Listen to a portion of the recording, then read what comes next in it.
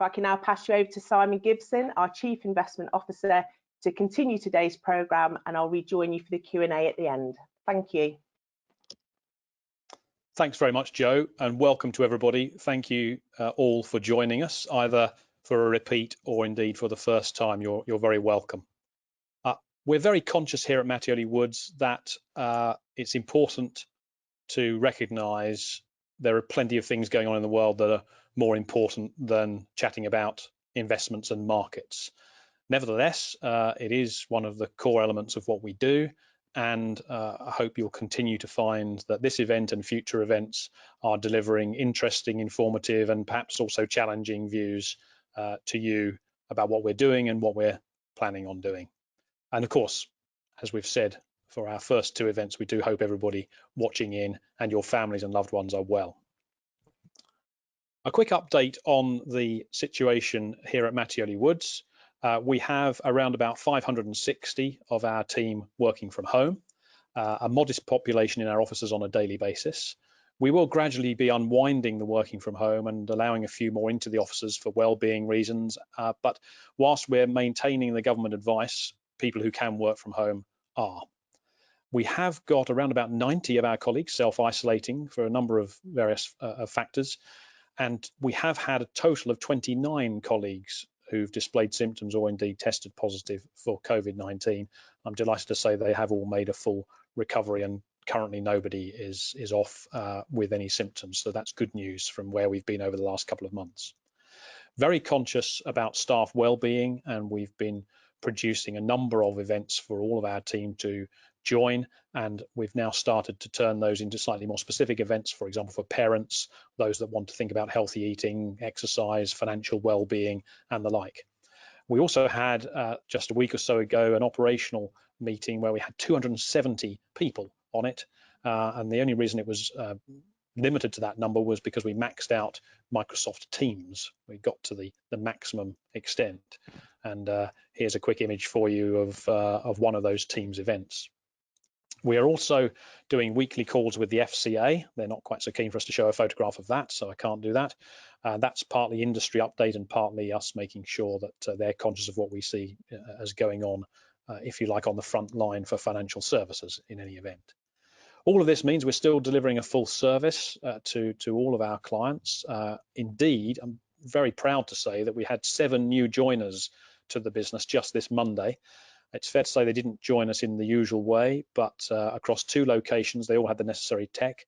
They were able to start in the morning on day 1, and they've all got a 2-week induction plan still being gone through in as normal a way as we possibly can. I'm delighted to say we're doing that. We're also continuing to bring new product to you if it's appropriate, and we've got an individual structured product plan around at the moment. It will be available later this month, but if you want to know about it, do get in touch with your consultant sooner than later, because we will be running out of funds for that, I'm pretty sure. There'll be more of those coming in over the next 6 to 8 weeks as well. And whilst we have mentioned in the first 2 events that we have had several client families whose loved ones have died with COVID-19, it's also important to let everybody know that we've had some fantastic calls about the birth of children and grandchildren, about people wanting to plan their retirements and helping them through various other life events. So we really are continuing as far as we can, business as usual. Just a quick comment from me before I introduce our first speaker, Tom Elliott.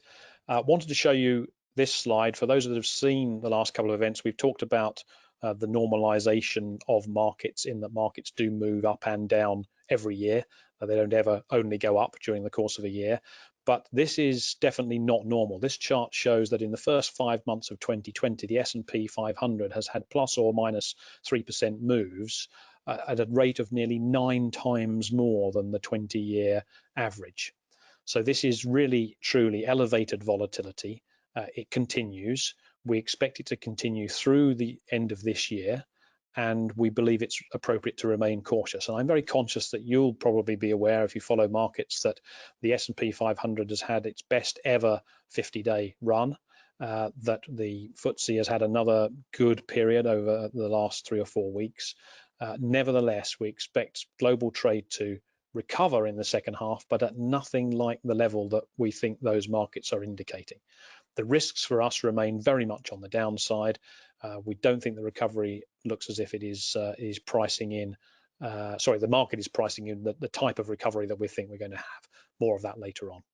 We're also going to do another poll today. In fact, we're going to do 3. So Aidan, if you could bring the first poll to the screen for us, please. This is a little bit of interaction for everybody. 3 questions. I'll come back to the answers when I come back later on. The first one is, what do you think will see the biggest percentage rise over the next year, so to June 2021? And you can click on the little white dot either next to NHS nurses' pay, the higher rate of income tax, UK house prices, or inflation. So this is a question for everybody who's tuned in. What do you think will see the biggest percentage rise over the next year to June 2021? And if you could click one of those now for us, please. Give you just a moment or 2 longer to do that.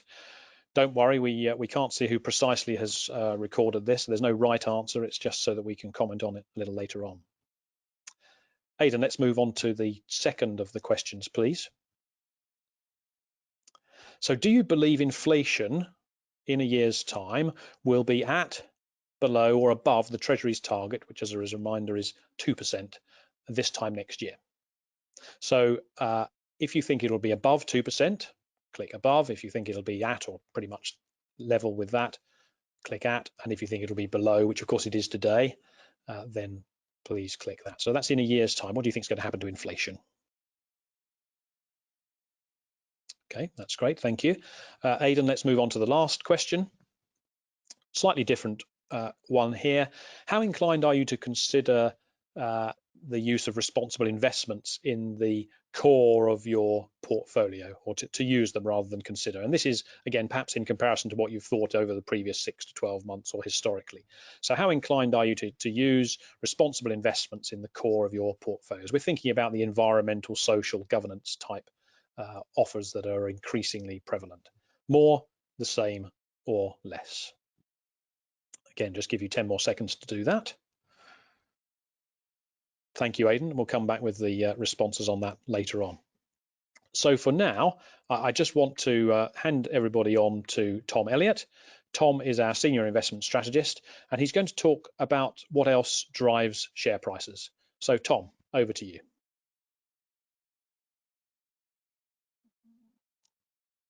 Thank you very much, Simon.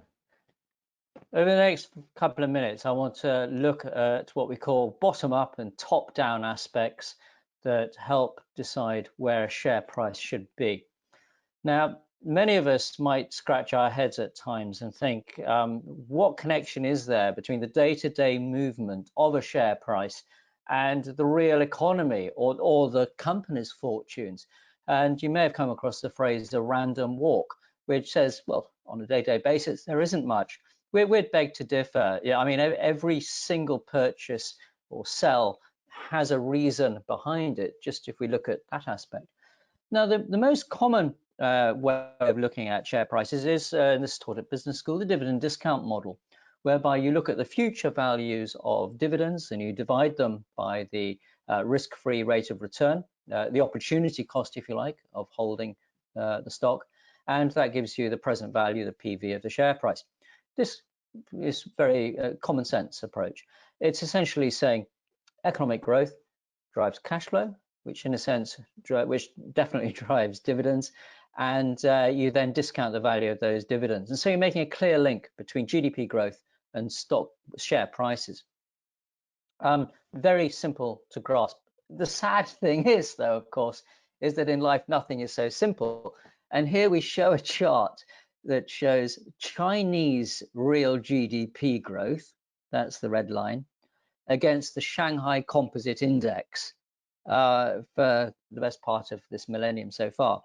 And you can see that apart from a period between about 2007, 2008, not much relation. Now, this is an extreme example.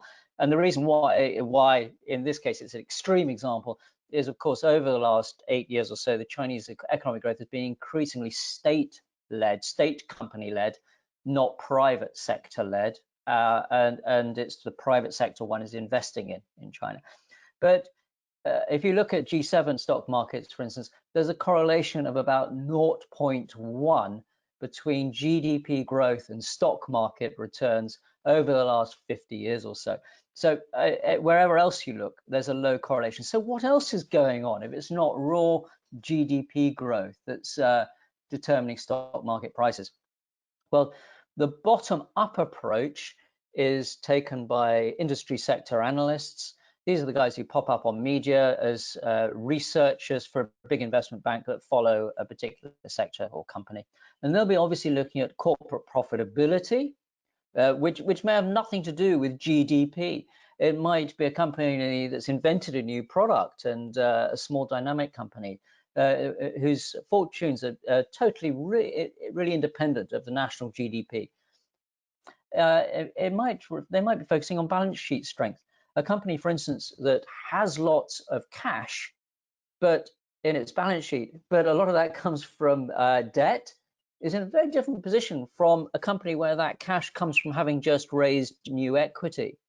If interest rates suddenly shoot up, well, the one that's relying on debt to finance its growth is obviously going to be exposed. If interest rates fall, then people might say, hey, that was a good choice, well done. Management depends very much, I'll rephrase that. A change of management can, many bottom-up analysts will think, brings in its own risk. It might be that the other managers were failing, so new managers will raise a share price, or it could be that for whatever reason, new management represents a risk, but also perhaps an opportunity. And so share prices might move on that. Products, you may think you have a great suite of products, and your investors might, but the bottom-up company analyst will be looking to see if there's a young chap in the garage next door who's already creating generation 3, and you're still on generation 1, and you're about to be out of date. CapEx and R&D. Now, CapEx spend and R&D takes money away that could otherwise be spent on shareholder dividends. So you think, well, this is a two-edged sword. But what's the point of having jam today if you're a shareholder in the form of dividends if that money is being taken out of future growth and investing in new opportunities? You want to be, surely you want your company to be investing in generation 5 of the new product to overtake the kid in the garage next door. And competitor comparisons, you've got to, every bottom-up analyst will be assessing one company in the context of their rivals, both national and internationals, as to whether they look like they're going to be delivering really good profits that are sustainable. Top-down factors, these are done more by macro analysis. We'll look at interest rates. If interest rates are rising, equities may not look so attractive because the dividend yields will be lower perhaps if risk-free rates of return start rising.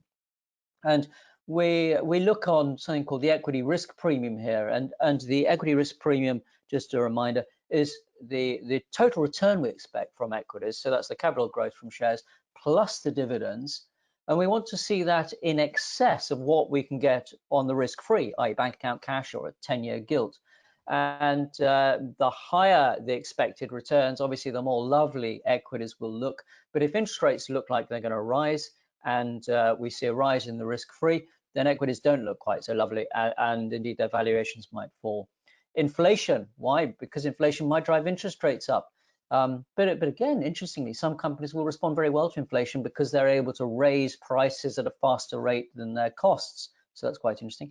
And when it comes to the relative attractiveness of other assets, such as property and gold, as prices of other assets go up, equally equities will become relatively more attractive.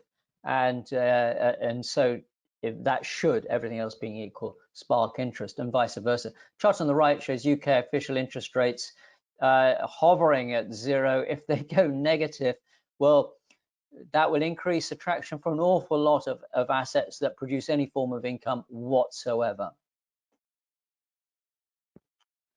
Globalization is another aspect that is removing that link between national GDP growth and the stock market that you're investing in. For instance, it's a well-known sort of adage that in the FTSE 100, 2/3 of income of those companies comes from overseas. If you go to the mid and small cap, a much higher proportion is domestic produced. So you would expect in mid and small cap a greater correspondence, greater correlation between their profits growth and dividends growth and the underlying economy. But there is there is a trend towards further globalization. I have to correct myself because one of the defining features of the last couple of years has, if you like, been a reversal of globalization trends.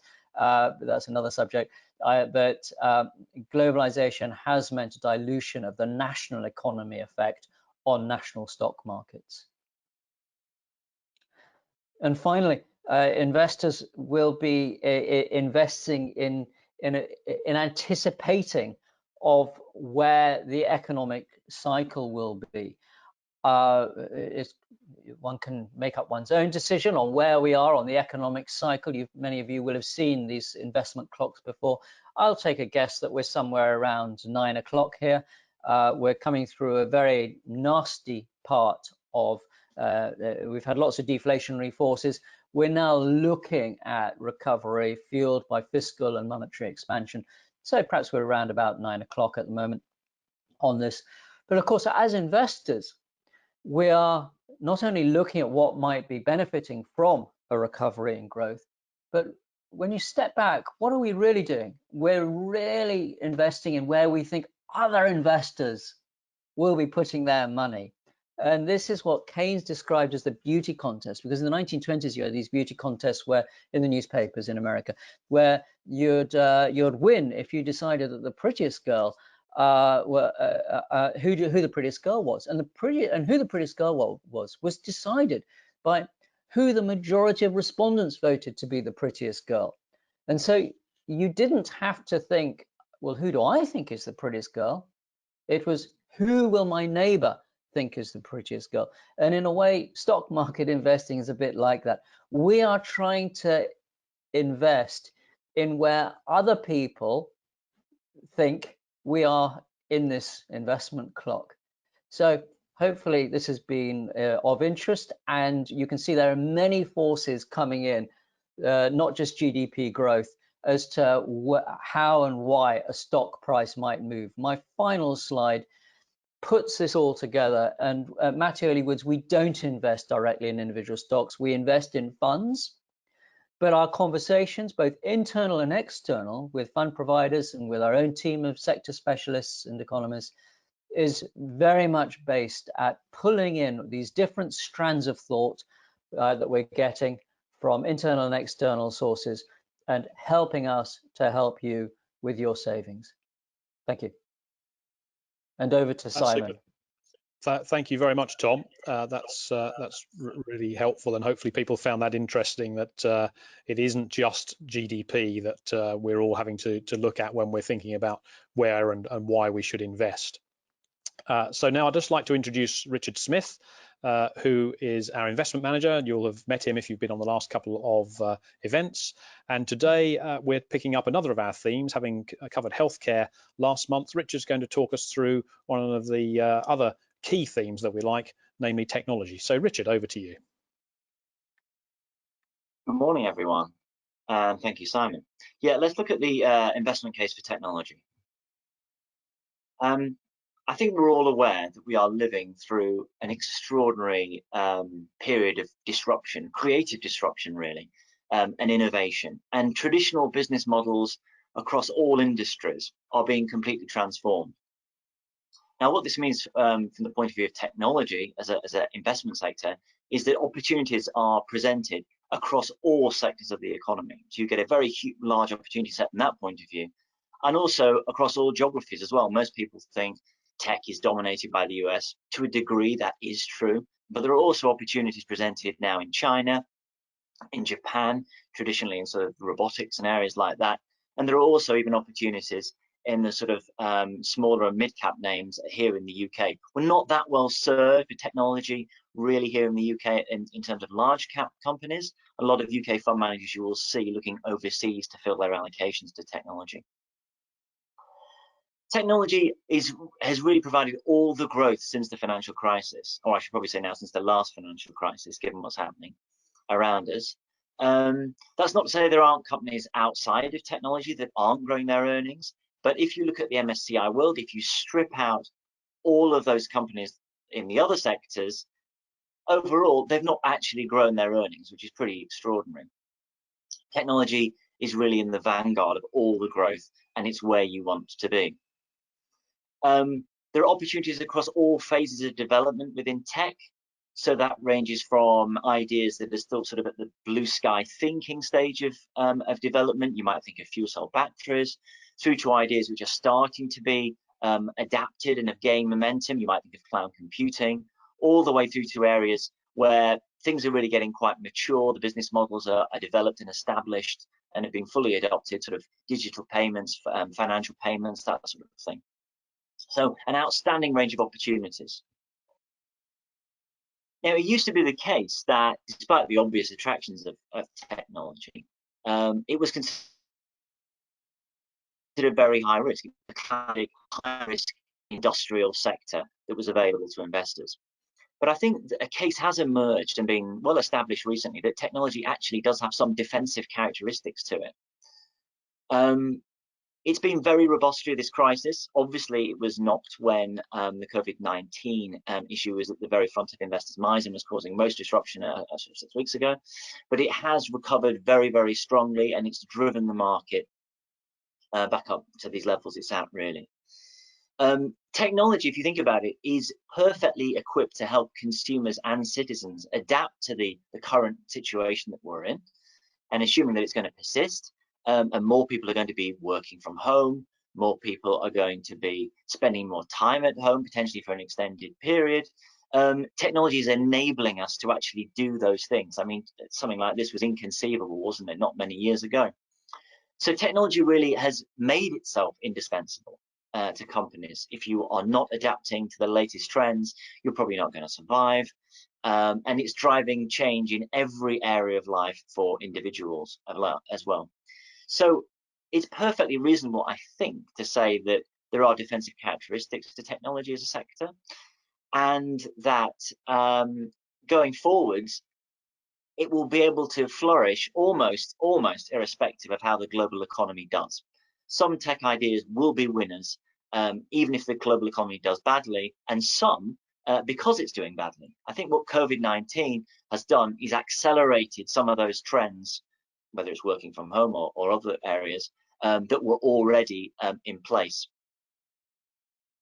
So as we did with healthcare, a few reasons to be cautious. Just because we're enthusiastic about a sector or an investment idea, it doesn't mean that we don't ask hard questions. Valuation, this is the classic area of concern with technology. It doesn't look particularly cheap at first glance. If you look at something like NASDAQ, the tech-heavy index in the US, trading at over 30 times as a price-earnings multiple, that is not cheap, obviously. To counter that, I would make the point that obviously not all technology is the same. There's a huge amount of disparity in terms of the nature of investment opportunities and also the valuations they trade at. And with tech as well, it's important not just to look at the multiple of earnings that a company might be trading on, that its share price might be trading on, but also to think about the rate of earnings growth that's achievable going forwards. Technology has led the market up. It's powered the market over recent years, as we've already discussed. Lots of inflows from passive investors in ETFs. So if that's happened to drive the market up, if those flows reverse, could technology lead the market down? Of course, that's perfectly possible. So that has to be taken into account. The growth style has been the predominant style for investors, the successful style to adopt since the financial crisis. Value style, which is more focused not on rates of growth and achieving growth, but more on how cheap companies are based on balance sheets and assets and that sort of thing, has been out of favor. So technology has really been in favor. If we see a reversal to that trend, it's perfectly possible that technology will suffer as more people look at value opportunities. Again, to counter that, I'd make the point that this looks unlikely. The global economy is going to be under pressure for some time. Growth will be at a premium, and given where interest rates are across the globe, I think value will struggle and growth will remain in the ascendancy. And final reason to be cautious, I do think a lot of technology is becoming detached from the macro and the fortunes of the global economy, and there'll be winners anyway. But some is macro dependent. You probably don't want to be near very cyclical ideas at the moment. Semiconductors would be a great example. You probably don't want to be involved in areas or companies which are very dependent on advertising revenue, budgets, because they're under pressure. So maybe you'd be cautious about something like a Facebook, and obviously very specific specialist technology related to certain sectors like, I don't know, air travel or something like that. You'd want to be wary there as well. So what do we look for when we're looking at technology? We discussed this with healthcare. We use the best external managers that we can, who've got proven experience and specialism to find the best opportunities. That effort in terms of identifying the best external managers is led by our in-house technology analysts. There's a picture of our lead analyst, Jonathan Marchant, there looking radiant. He works in our Newmarket office. We are interested in focusing on the next generation winners within each sector. In the technology space, there are going to be some that fall by the wayside, and there are going to be some that take huge amounts of market share because they are the next generation winners. We still maintain our normal discipline when looking at technology. We still do respect valuation, balance sheet strength, debt. That has become increasingly important in the environment that we're in now. The COVID-19 world. We don't just abandon those fundamentals of stock market investing just because we can get excited about a space like technology. And we think, really, where do we want to be in the post-COVID-19 world, assuming it ever arrives? We think people are going to be working from home more. So, Microsoft, Cloudflare, these sorts of companies are going to be increasingly important. We think people may well be spending a bit more time at home. So obviously something like Netflix, you can see the obvious appeal and why that's been so strong, and Amazon. 5G and cloud security and infrastructure related stocks are probably going to do very, very well, and that the adoption will lead through to them being more mature ideas. So it's really about positioning for that. And I think the most obvious one is probably making sure that you have exposure to the ongoing changes that we're seeing from consumers. More people are going to be shopping online in future. We all know about the high street being in trouble. We've discussed that before. So being exposed to stocks like Amazon is probably, and similar ones, is probably going to be a very good idea. Hope that was useful, and I will hand you back to Simon. Thank you very much, Richard. A number of things mentioned there, which I'm going to touch on. The consumer, which Richard ended on.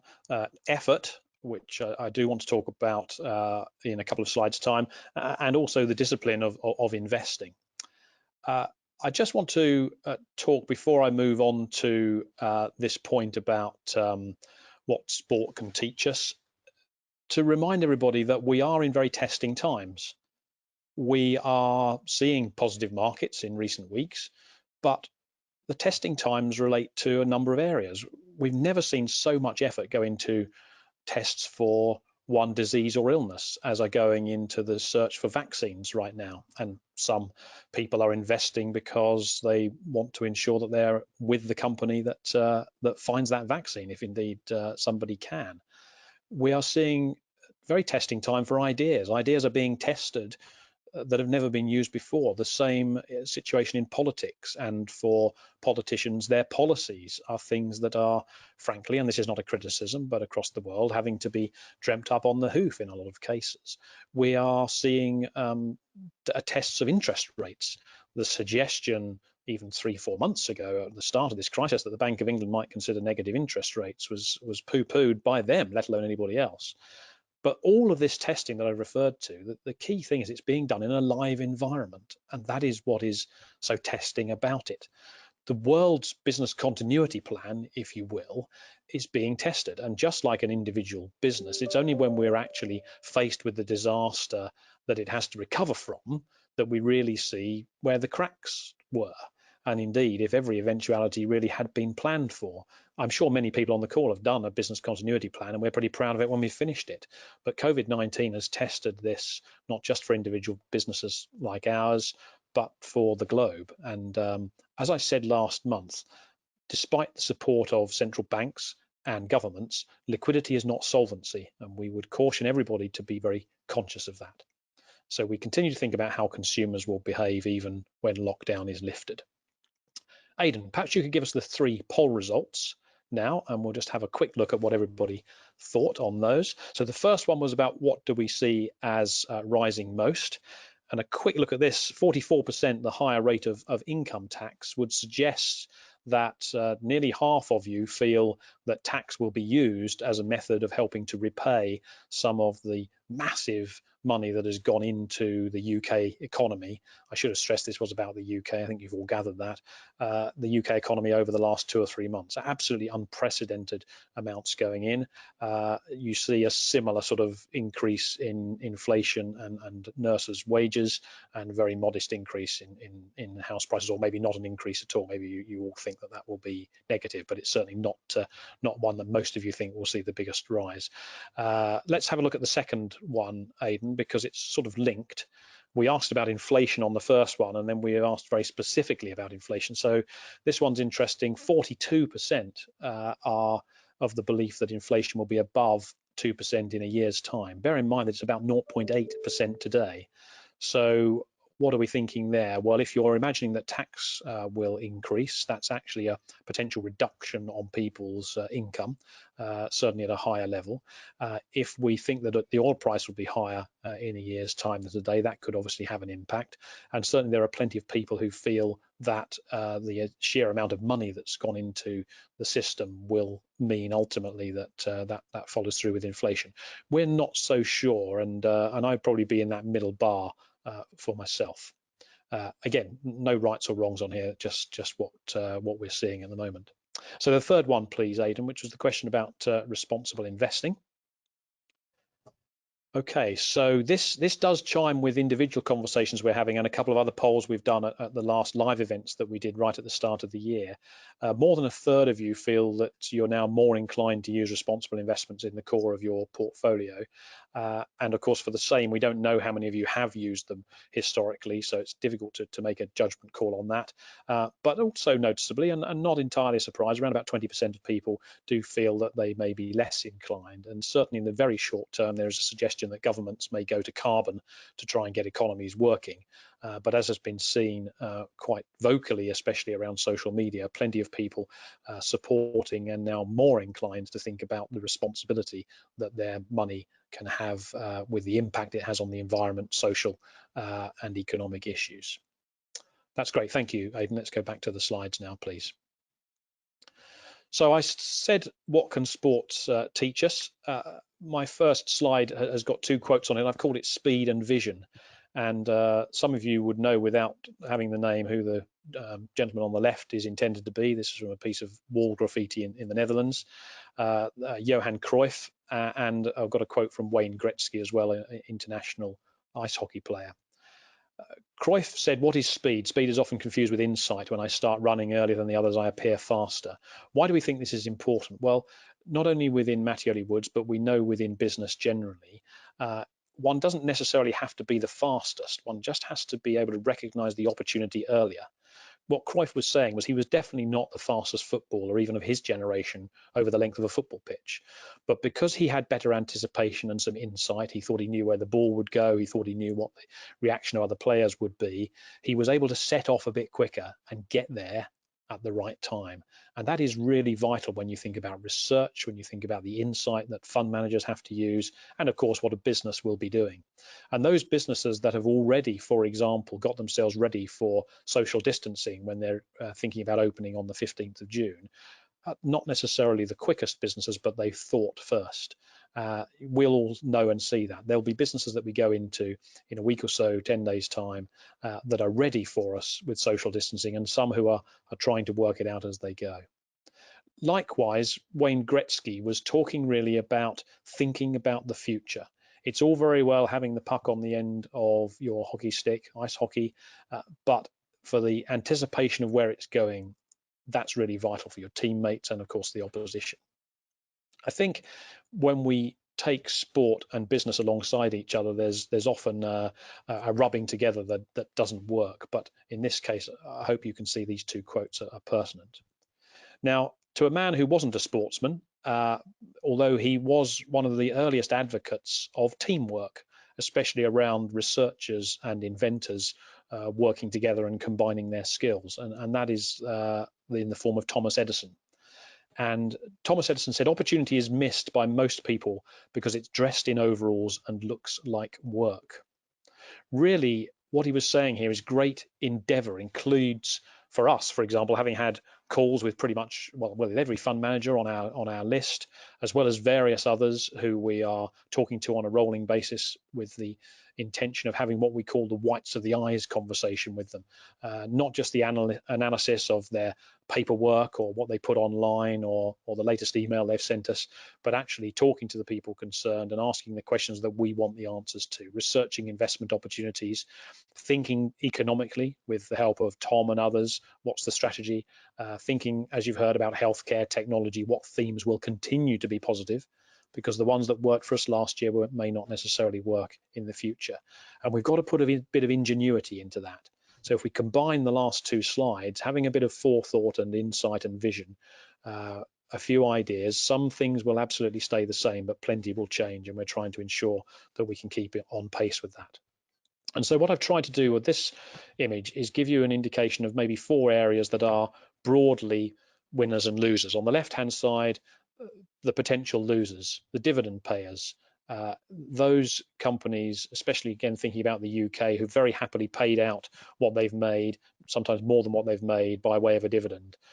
We know, as Tom spoke about, that many share prices are driven by the dividend, but let's face it, many share prices go up when the company isn't paying a dividend.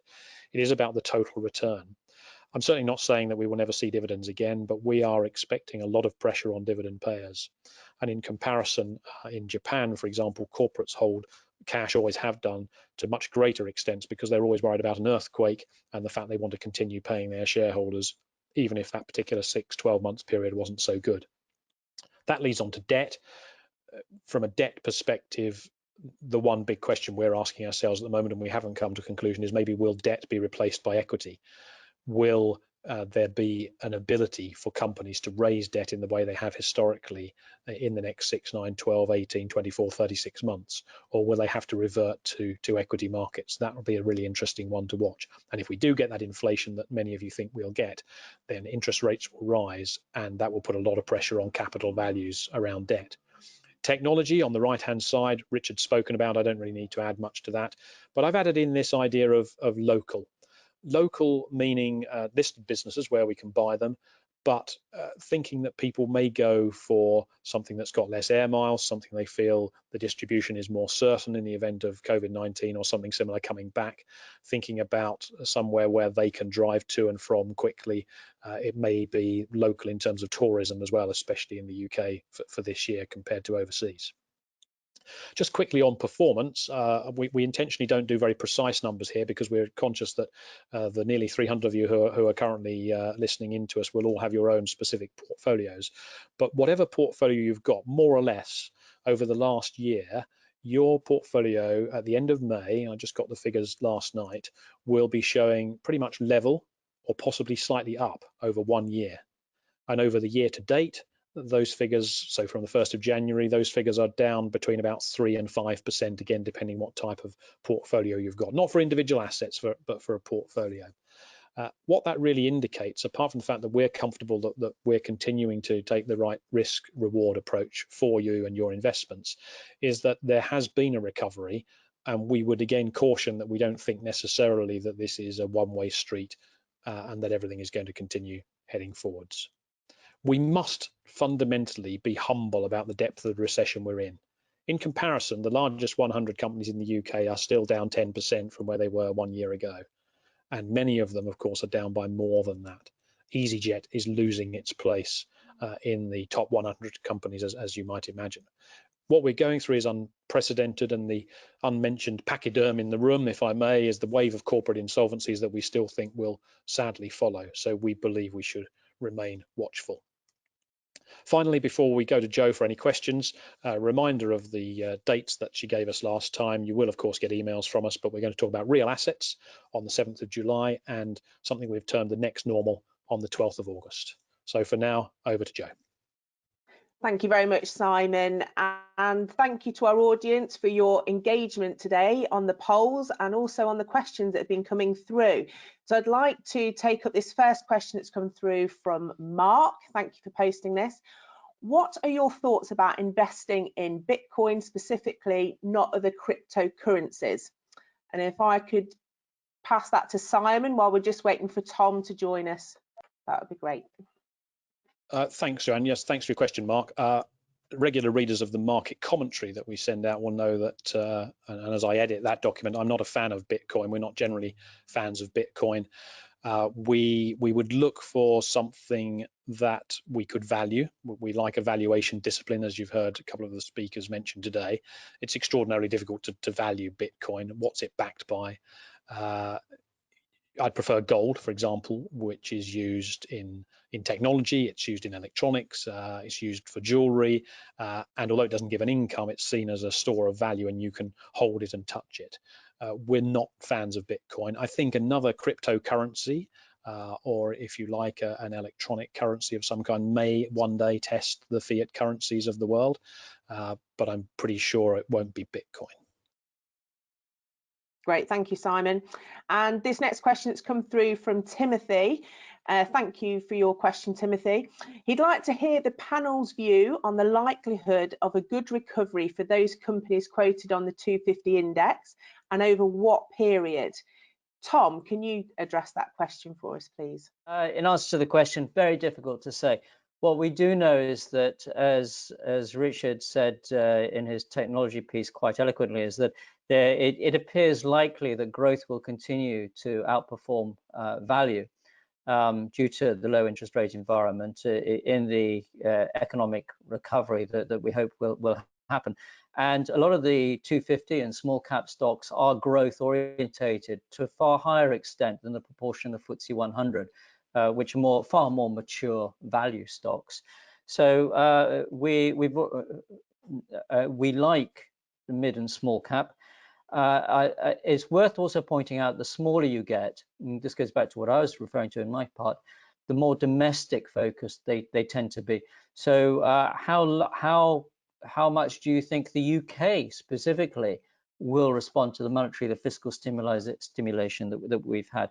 And so it's very difficult to know, but I think we're fundamentally biased towards the mid and small cap, and I can't see anything changing our optimism on those compared to FTSE 100 and global large cap outside of specific sectors such as tech, healthcare, Asia, and so on. Thank you, Tom. I've got another question here. I think I'll direct it to Simon, if I may.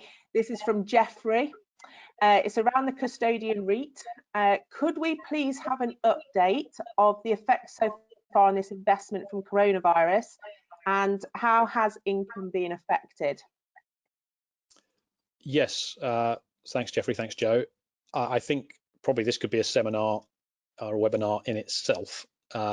We had Richard Shepherd-Cross speak at our first event of this nature when we did the April one, and I was lucky enough to catch up with him earlier today, so I feel I can give you some of the answers on this. I suppose in short, valuations have categorically been impacted. The end of March net asset value was down just about 3%.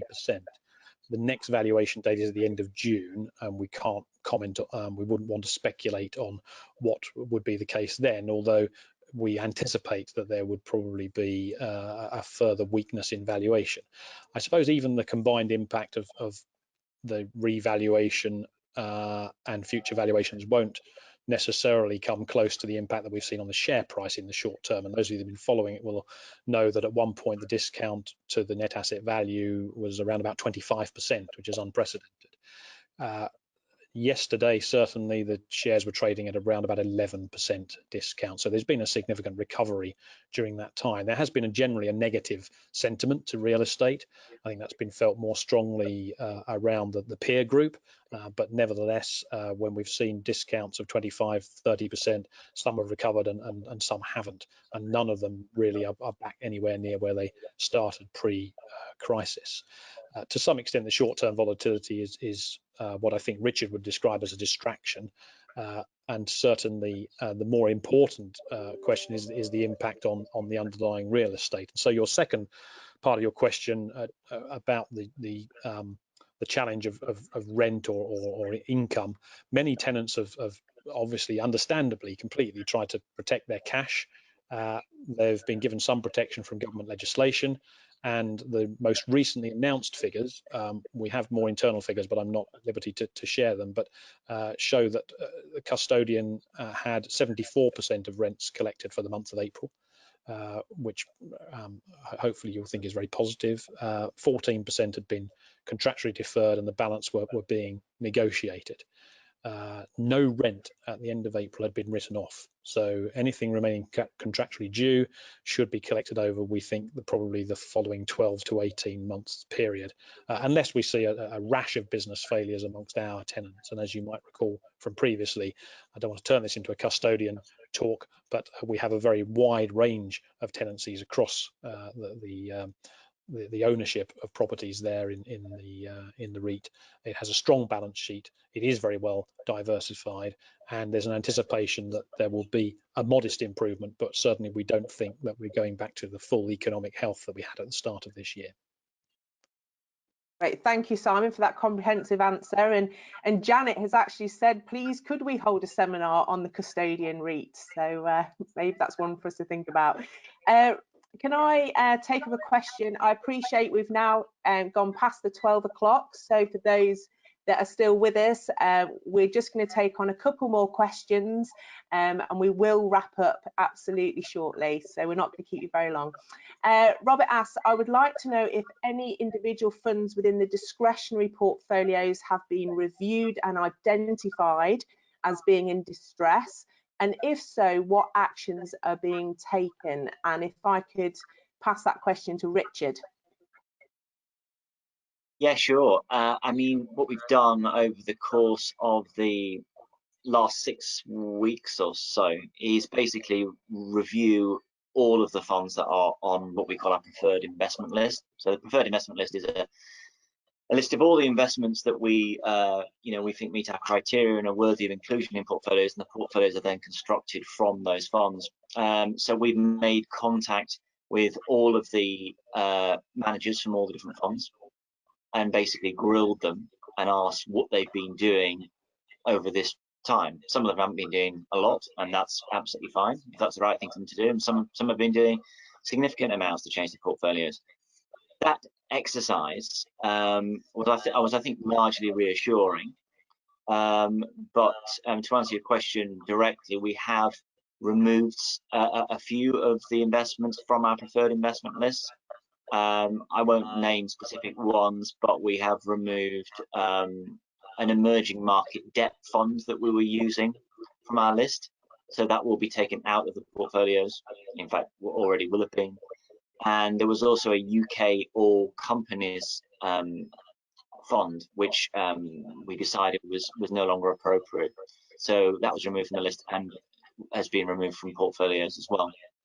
I mean, generally speaking, I mean, we're constantly reviewing the funds that we use and looking for fresh opportunities as well. But we don't churn the funds that we use in portfolios. I think it's important to say that.